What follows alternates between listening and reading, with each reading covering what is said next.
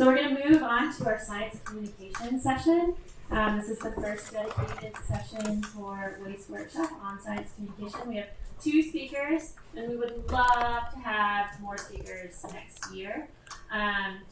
This could be some program that you've implemented throughout your research or some experience you have at really any level that you want to share. So just keep that in mind. But first we're going to have Marlo Garnsworthy. Thank you. Hi everyone, I'm Marlo Garnsworthy, and I'm super excited to be back at WAIS this year and able to speak about science communication, something I'm extremely passionate about, and I'm hoping by the end of this talk you'll be passionate about it too. I don't have a haircut. Is this it here? Oh, one of those. Okay, for those of you who don't know me, I've been working in the publishing industry for about 22 years, but I've also recently become a polar science communicator with 2 trips to the Antarctic under my belt so far, but quite ready for my next one if anyone wants to take me. These are some of my recent projects.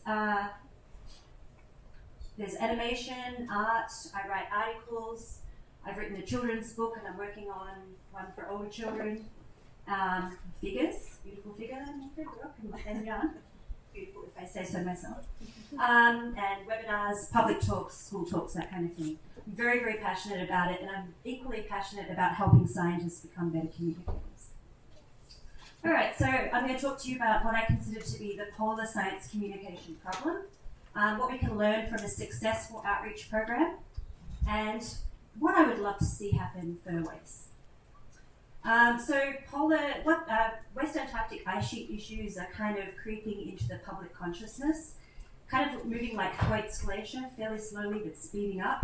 We need it to go a lot faster, unlike Thwaites Glacier.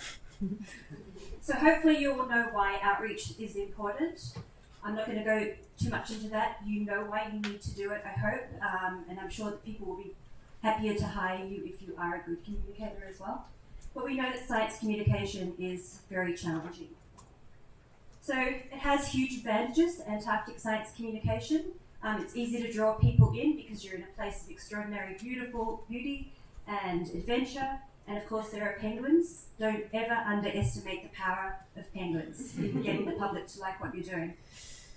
But retaining public attention in a saturated media environment is very, very hard. What happens? The pulse seems really removed. We know it's definitely not, but it seems like that to most people. People do not know how big Antarctica is or how big these glaciers are, so I think we really need to be reiterating the size of these things. Let's face it, people get anxious when they start to think about climate change, and so that is a point at which people generally start to tune out. So we need to try and think about ways to keep people's interest up. Conveying your science in layperson's terms is super, super tricky. You're all talking about very sophisticated things. I know quite a bit about this stuff at this point, but even I'm having a little trouble keeping up. So you can imagine how it is for the general public. So think about how you can convey your science very, very simply. On that note, scientists may lack adequate training for science communication, effective science communication, or they may lack the confidence. I notice this a lot when I talk to scientists. They don't feel that they have any skills that they can bring to it. And I'm here to tell you that you each have skills that you can bring to it. And I'll talk about what some of those might be later on. Continually producing shareable content can be extremely challenging if you're using social media. And of course, it's really, really time consuming. You're all super, super busy people. How do you fit this in on top of everything else, right? Okay. So those are the problems. What if we made it easier? So let's look at first what we can learn from a successful outreach program. My most recent cruise was on IODP Expedition 382 to Iceberg Alley, Antarctica for 2 months. We had nearly 54,000 likes and shares and engagements on social media. That's not people looking, that's people actively engaging and showing that they're interested and involved. That's quite a lot. 29 blog posts, and we had Facebook Live events. We did magazine articles, TV, radio interviews, animations, graphics, downloadable children's book that I made, and this is the children's book right here. I'm showing you this because it's something I made that I like, and it's something that I hope you'll all like. It's free, you can look at it anytime online. But I want you to start to think about the power of narrative and storytelling. It's one of your most powerful tools when you're engaging with the public. Rather than just talking about, we caught this material and we discovered this. If you can embed that within a story, you're going to have much more engagement and much more interest from the public. Another thing we did is ship to shore broadcasts, and they were absolutely fantastic. And I highly encourage any of you that want to do that to get on Skype a Scientist and start talking to schools. You really will find it very rewarding. And the people you're talking to, the young people, they are going to eat it up and become really interested in what you're doing.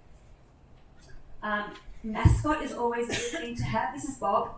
Bob got very involved with the science. We had a naming competition for kids to write in the name.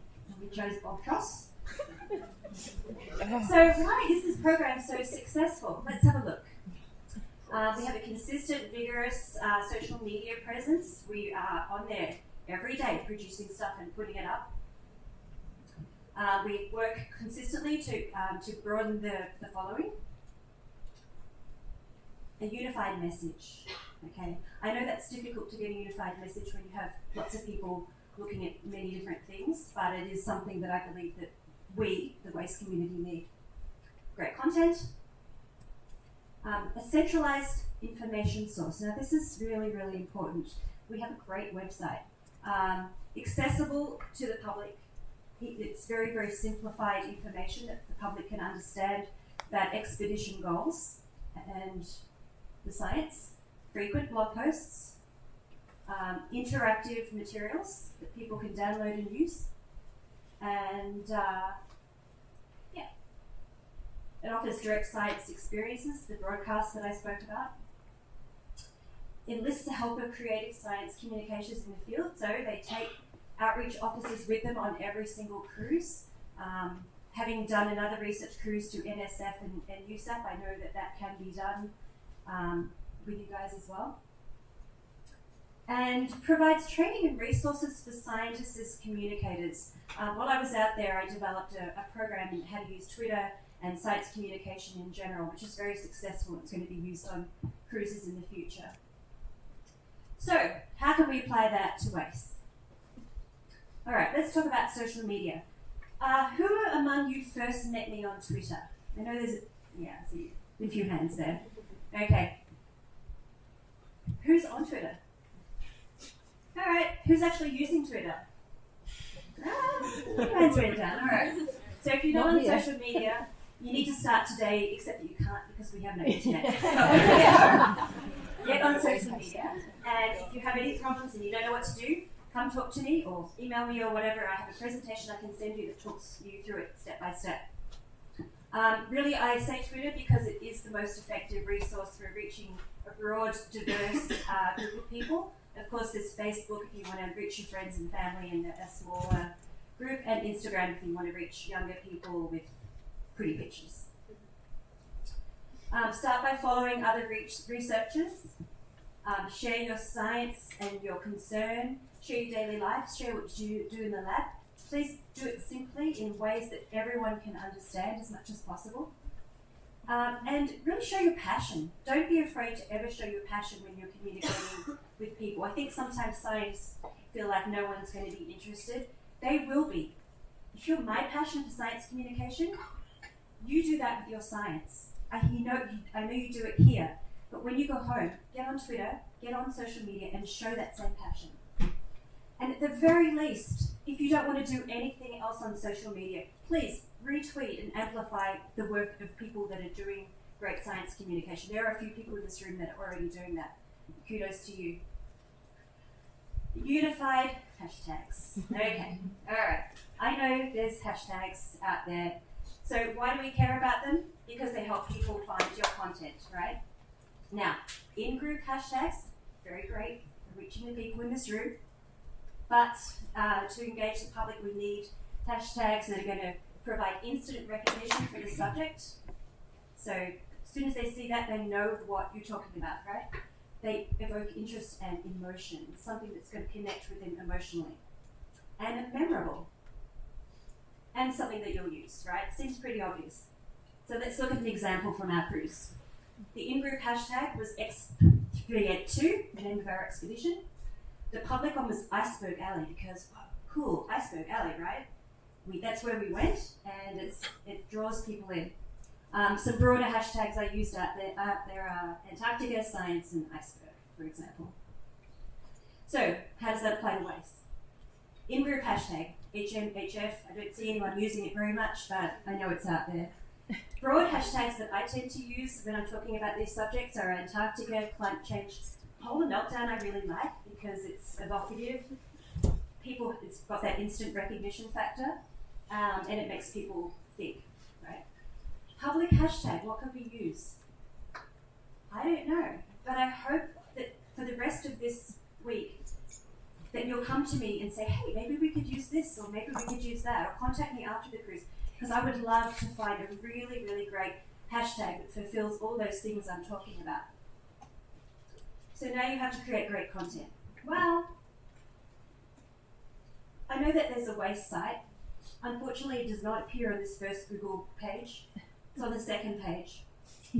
I have a vision for a really, really public, it's flying. I have a vision for a public-friendly, interactive outreach site for WAIS, something a little bit different to the existing WAIS site. It'll be curated on a consistent basis, provide up-to-date resources, and the latest science. I would love to see links to the latest papers out there with a simple, public-friendly explanation of the science, so people can then reach the paper. Most of the time when I go to reach a paper, it's behind a paywall and I have to directly contact the scientist to read it, which is really, really annoying. And I know it's annoying for you as well. So let's try and rectify that. Provide a source of content for you to get on social media and to share. So you don't have to be continually coming up with stuff. Something you can use for social media, school visits. And I really would like it to include science communication tools so that you can go to it and you can say, okay, this is how I learned to use Twitter. This is how I use narrative storytelling in talking about my science. And it would help you also build your science communication skills and resume by giving you a place to blog and tap into that unified message. It's going to be visually cool, state-of-the-art design, clear and easily navigable, and a really great place that the public are going to want to go to and to share with other people. These are some of the other attributes. I'd love to connect researchers with the public, and I really would like to have downloadable resources for K through 12 and even university level, including teachers' guides. And my vision would be amplifying your individual efforts by having a Twitter feed and by giving you a chance to get involved. These are some of the specific pages or elements that we could have. I'd also, of course, like to have a link to some policy pages. Some websites, I know there's some great Antarctic websites out there, and somehow heavy on policy, which I feel can be really good if people are, have a depth of interest. But for the general public, they can be a little bit alienating. And some are heavy on just pure science. Again, they can be a little bit heavy for people to wade through. So I'm looking at creating something that is much more simplified, streamlined, and people can find the information that they want quickly, and you can share information quickly. Funding? I don't know. Come talk to me. But we need to do it, right? You've all read the report. I'm taking it. Okay? We all need to. It's all hands on deck. We all need to be involved in this effort. Every one of us here. So I'm asking you, for the rest of this week at least, to think about what skills can you offer. Maybe you're really good at playing with numbers, or maybe you can come up with an epic tweet like Peter did with his ice drop tweet here, or maybe you can write a haiku, or maybe you're good at photography or videography, or maybe you don't feel you have creative skills. Maybe you're good at building something. You could help an artist build an installation. Or maybe you're good at organising people and can get together and do a great public talk. Or, I don't know, whatever it is, I bet every single person in this room has a unique and valuable skill that you can put towards this effort. So I challenge every one of you to think, what is my unique skill I can add? And don't forget, people like me, passionate creatives, they want to work with you in any way, shape or form. I really believe this is a battle, and I believe that you and I together are on the vanguard of this battle. It's something that we have to win. It's very, very serious. We know that. So I'm going to finish by just going through some science communication reminders. A couple I want to pull out here before I finish: use narrative and storytelling, as I mentioned. Please, no acronyms, no jargon. No one knows what that means. And ultimately, I want you to speak your truth. Why are you here? Why are you investing your life in Antarctic research? Tell people, show people, let them feel what you feel. And thank you very much.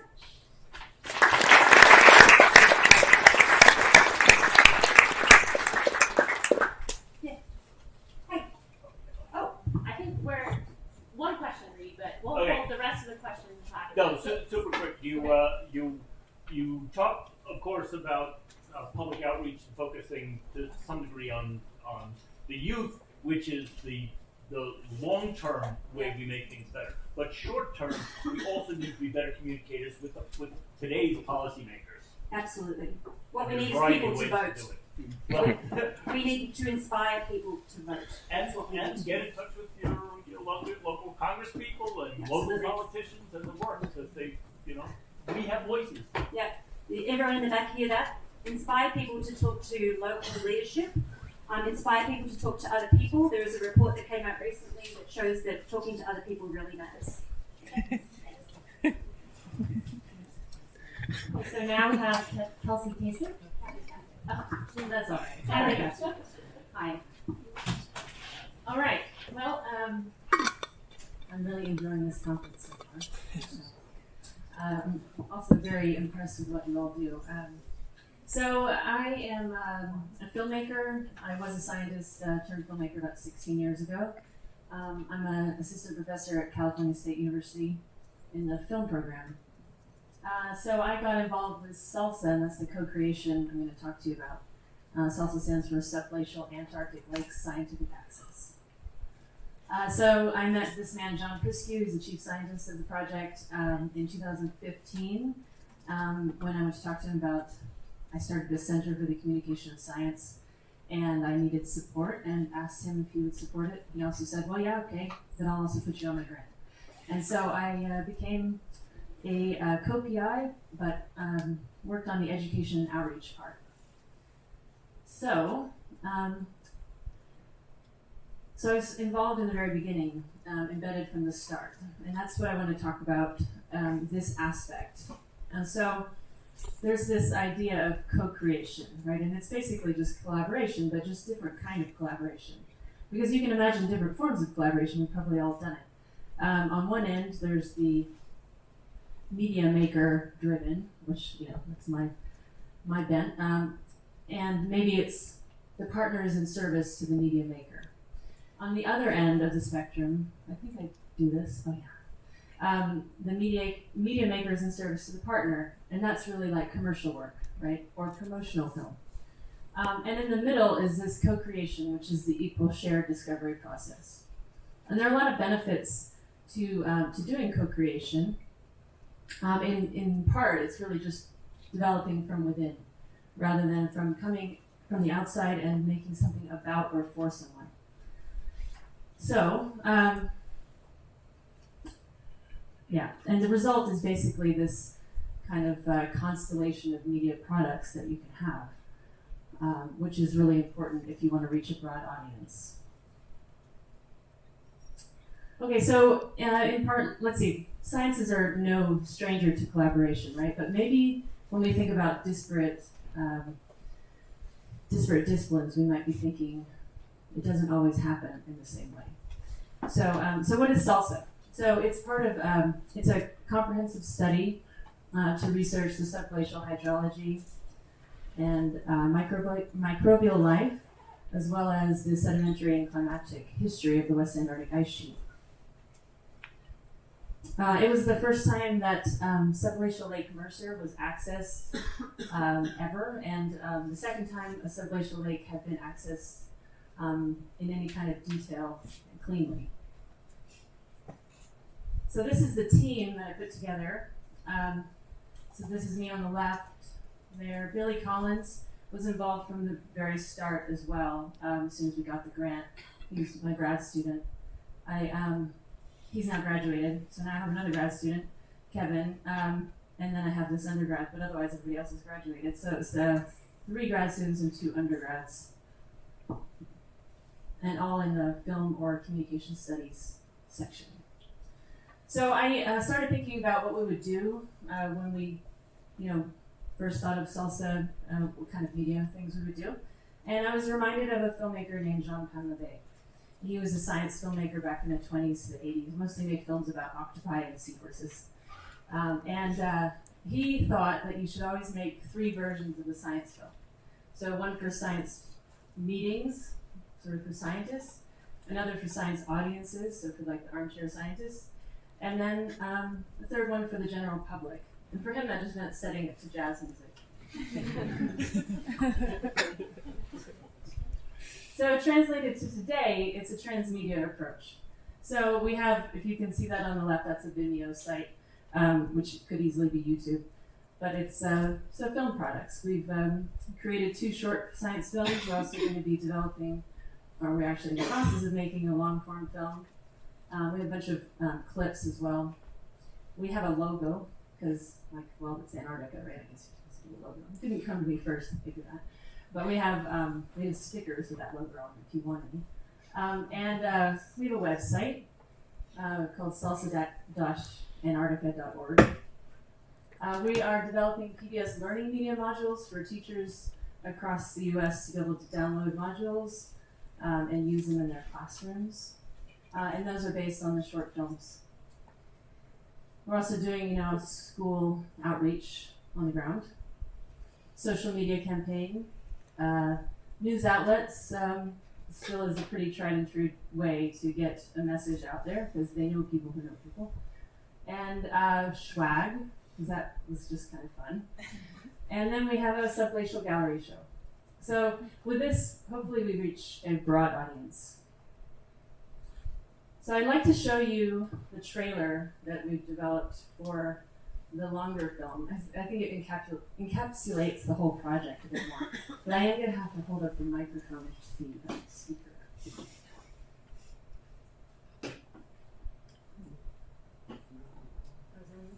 No, it comes up there. Yeah. Where do we put it? Oh, that doesn't work well. Do you know what happened? Nope.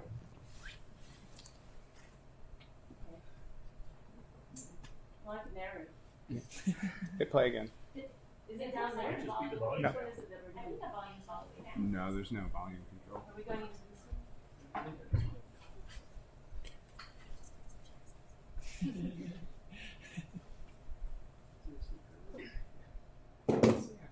The sound. It's over there. Interesting. We totally had it. Remember we lost it for a second earlier. It's a very peaceful film. Can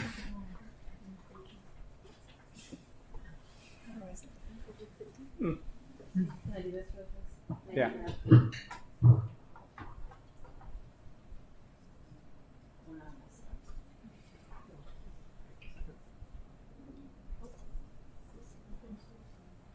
Kind of feels like it wants to work, doesn't it?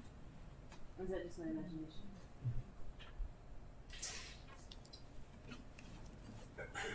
Well, we'll do it. Just comes out of the computer. You hear it okay? Yeah. Descent will be landing shortly.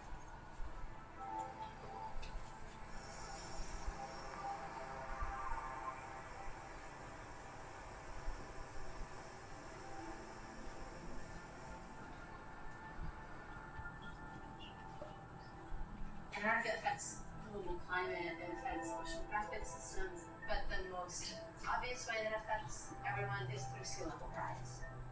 And when you have this much ice, when that ice melts, it will raise sea level. and that will matter to really the entire planet.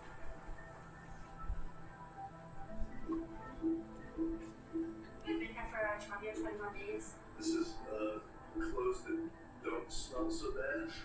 These are clothes that smell really bad. So that one stays shut. All the sleep mask. This helps because it's daylight all the time. We're not very far from the South Pole, and we're not very far from where Scott walked. You walked along those mountains and then took a right turn south over there.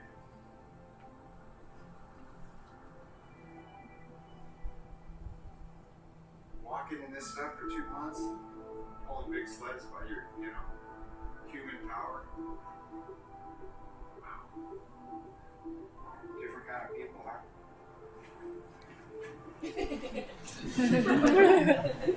Remind you how to lunatic Scott those guys were.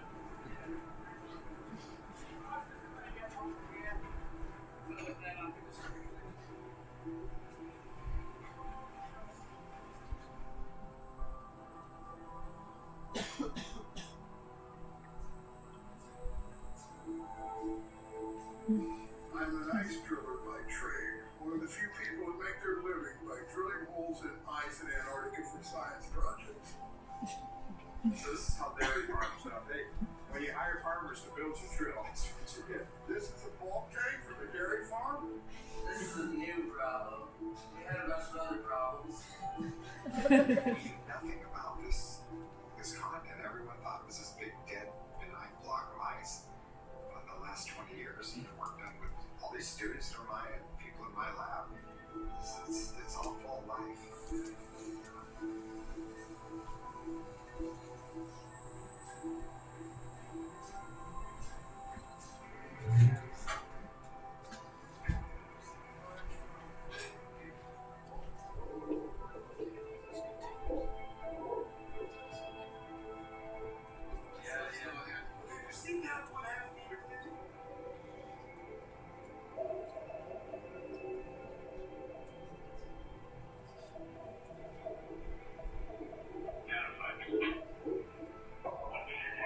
So when you have a continent that's almost completely covered by ice, and all that ice has the potential to melt and raise sea level, you certainly want to understand its history. And some of those clues are held in polite sediments. Remember, it's upside down, so you have to stand on your head, looking up at the side. But yeah, that's right around lake interface. Yeah, it is way different than I pictured it.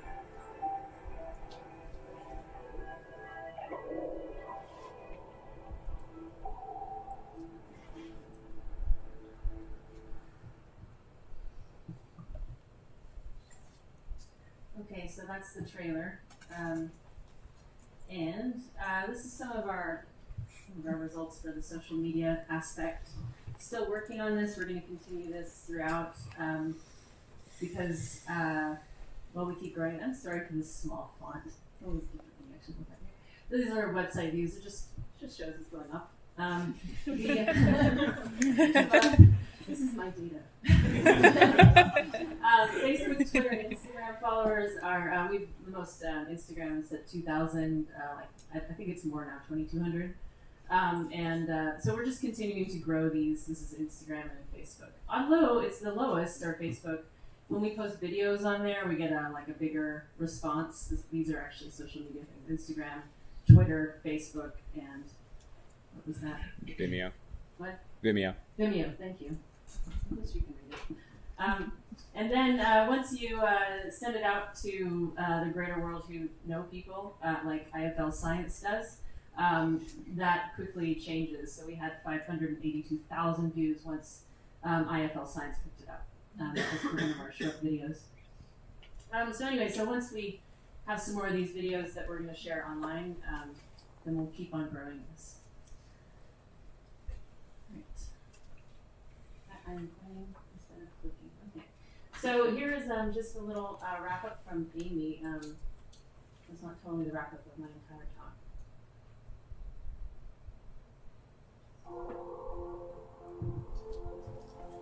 I feel like my contribution is helping us understand climate, deglaciation, how does the world work? and trying to provide enough information to convince people above me or in a different bracket that this is real. We're just, again, reading a history book and telling them this is how it works. The exploration that we're doing is led because there's a goal beyond ourselves. So we do have adventure when we're out there, but always above that adventure is the mission, which is the science. I think the most impressive things for me is we don't see each of us as individual scientists. We all have one big mission and this idea that the whole is bigger than the sum of the parts.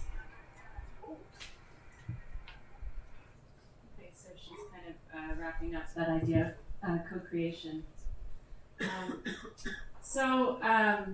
I like this quote by Okulimi, which says, "People are beginning to realize that this super individualistic view and process of living is quite damaging to the individual and to the planet." And I think the advantage of co-creation is that it strives to reduce this individuality and promote group innovation. Okay, so I also really quite like this animation created by NASA of the photo that was taken in 1968 by Bill Anders on the Apollo 8 mission, because, well, it's helped to launch the environmental movement.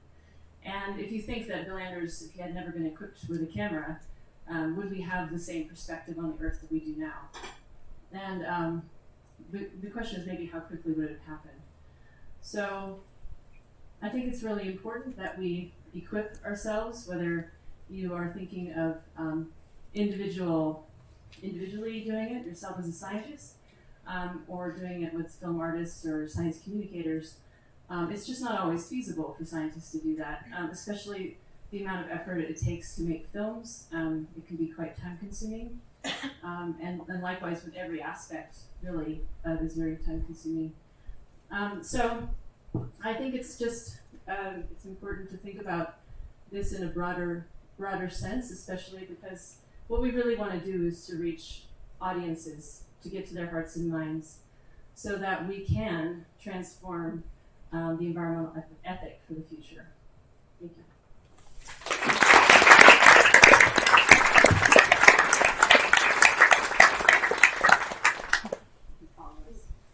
Okay, so I think the best thing to do is to have a short discussion and just keep in mind that our science communicators will be here throughout the meeting and we should catch up with them for sure. So, yeah, you guys can sit, relax.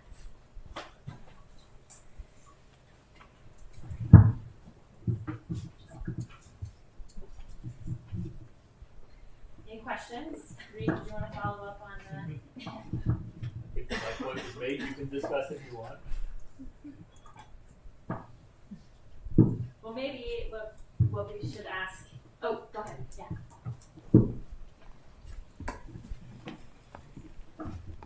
So one of the things that definitely builds narrative and is just about inevitable to any Antarctic fieldwork is things screwing up. From the science communications perspective, what's the best way to convey that in a way that doesn't get in trouble with maybe the more programmatic side of things? Screwing up. Yeah. Oh, well, we love to talk about the problems that happen. I mean, you want to talk about that? Yeah, I mean, I did film some problems, but they all worked out. So, I get off easy, I guess. Yeah, it was a concern of mine. Like, if something actually really goes wrong, I can't really tell the story completely. Right. So. Yeah, I actually do have a perspective on that too. On my first cruise, we lost a megacore in the bottom of the ocean. And at the time, I was horrified. And my PI said, well, that's science at sea. And I said, we can't tell the public that. That's money going down the drain. I was absolutely horrified. But she was like, well, that's what it is. But yeah, I'm kind of in two minds about how much of that you go into. I feel like the drama of, in our case, icebergs nearly hitting the ship is, within reason good to talk about, but losing equipment is probably not great to talk about. I mean, I think it just depends on your perspective too. I mean, if you're going into it with a certain mindset that you want to tell a story, a positive story, then you're going to be after different narratives. And I think that the media generally is over-dramatized, right? So Yeah. And that's a big problem I've always had, which is why I'm not shooting for Nat Geo anymore. Okay. So you were referring to K through 12 inclusion of teaching plans or materials at least, and we are always encouraged to also include a lot of educational outreach in our proposals. The rub is always to find an educational expert local to where we are. That's not easy, and who can vouch for the fact that what we will be doing is not just outreach, it will truly improve the education itself, right? There's got to be a measurable and quantifiable increment in the state of educational research. That's really tough to meet that bar. And so most people go on and just do outreach, but not with the expertise that we require for at least for education. So where do we find those resources? Where do we find the people to include in our proposals? Because they don't ask just for outreach. They want like education and prove that it's efficient education, not just for the sake of getting the proposal. Well, you need people that are familiar with the Common Core standards. Absolutely. Yeah, I mean, I don't have a really quick answer to that. It's something I'm definitely going to think about. But, you know, not to sort of talk too much about people that work in the children's book industry, but, you know, we do have a pretty good sense of how to convey information in ways that are going to be useful to teachers, and in creating guides. You know, those of us who write non-fiction, in writing guides that teachers are actually going to use. We work with them pretty closely.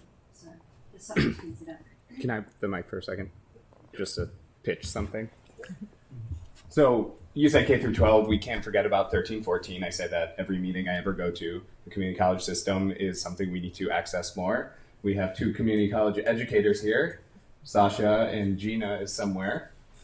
They'll be back in and out through the next few days because they have to teach. And this is one forum that the organizing committee thought was where we could start making connections like that. So on Friday afternoon, when we're done with the science, we're going to sit down with them and just chat about how to get WAIS research into the community college system and form these ties. I mean, these are Southern California community college educators. That's exactly someone you could be working with. There's a critical problem where if you're targeting education proposals, not an educational component of an existing science proposal, that's a little bit different. They really want someone who can prove that your educational approach will improve on the state of educational research. We just don't have those experts around. It's very different to say you're going to do outreach than to say I'm going to really improve education for this field. And that is really difficult. And I don't know where we can find help for this. I'm talking about like education calls where you get really a lot of funding to do this outreach. I was just going to say, maybe not completely what you just asked, but the Polar Trek program has been hugely influential to me and others, and those are educators that go on in the field with you and are then tasked with curriculum development and outreach to their kids and then proving their case. And if you read a Polar Trek proposal every time they get renewed, they put in all the documentation of the impact. So I guess in terms of distinguishing outreach from education, if you really want to do education, I would definitely pair with Polar Trek. And they're actually having a call right now for researchers willing to sponsor educators right now. So if you're interested in that, I can give you the address. Janet Warburton up in Alaska is the contact, and she actually asked me to mention that, and here's the opportunity. I'll just say something to that. So we do, and Frank is just working with the Polar Trek teacher to bring on the upcoming Thwaites Glacier cruise. So there are people in this room who do work with that program and have a lot of experience, and so just know that that resource exists. On a slightly different topic, but certainly an important part of science communication, all of us at one time or another get interviewed. And there are some skills that are worth learning with regard to how to be interviewed. Before, at the start of the Andros project, before we had our first drilling season, they did a really brilliant thing. I don't know if Dave is in the room. We were all saying we're in Lincoln, and we were all in one room. In another room, they had set up a video camera, and they had a journalism major interview us individually. And the moment that if it had been recorded would have been the viral moment that we're glad never got out of the room was an interview with Tim Nash and asked a sort of standard question that we get. So what do you do to relax when you're there? And so of course Tim said, well, we work hard and then we go out and have a couple of beers, and the person interrupted immediately and said, so our taxpayer dollars are going so you can go and drink beer? And it went downhill from there. Tim, who has been interviewed a million times and is really good, just came apart. and it's really important that we know how to handle questions that we don't necessarily anticipate, or we have to remember who our audience is, who's interviewing us, and what's behind it. And there are some skills, and practice is really, really helpful. Yeah, I mean, I think it's, I hate being interviewed. Everybody does, except for people who are egomaniacs. No, I mean, I think it's, I think it is important to practice. I think it also is important to speak from your heart, about what you really think and what you. Well, yeah, I don't mean, talking points. No. I just mean, like, understanding the dynamic, that it's different when you're talking to a colleague or talking to a student. When you're talking to either a policymaker or a journalist. Yeah, sometimes you have to be very careful about what you say, definitely. Because once it's recorded, you need to be able to trust the person that's interviewing you. I think that's pretty important. Yeah. On that note, you have to be a little bit careful what you say on Twitter too. I have a story right after the ISAT2 launches. Torsten just left. No, he's saying. I put out a tweet. What about ISAT3? And a journalist called me up within like an hour. What about ISAT3? What's going on with ISAT3? I'm like, crap. You really got to be careful what you put out there, like, because it's there. And so just be really confident about what you're tweeting, I guess. The other thing you mentioned, not to, like, Instagram wasn't quite so powerful, but I mean, my teenagers don't look at Twitter; they look at Instagram. Right. So I'm on there to stalk them. So I might as well do something useful on there. So yeah, what can we do on there? Yeah, I do think it's a useful platform for sure. And you've got great engagement on there, and we did the Joyce cruise as well. But I just think in terms of the broadest audience and the most diverse audience, maybe Twitter is good, especially if you want to reach grown-ups. But yeah, don't bother with Snapchat. They're voters in like a year, so we need to reach them too. Yeah. Don't forget the teams; they're right behind us. Yeah, I think it's important that we also recognize that every audience is made up of individuals, and so you don't know who you're reaching in those moments, right? Maybe that just changes somebody. It may only be getting to a couple of thousand people, but those couple of thousand people might really remember it. Well, there could be Greta. Yes. So I think we're going to have to leave it there. I know we have a lot more we could talk about. Yeah. But we'll take a break and then I've we'll got have our actually got lightning an announcement. Sorry. Oh, okay. It's not a bit important.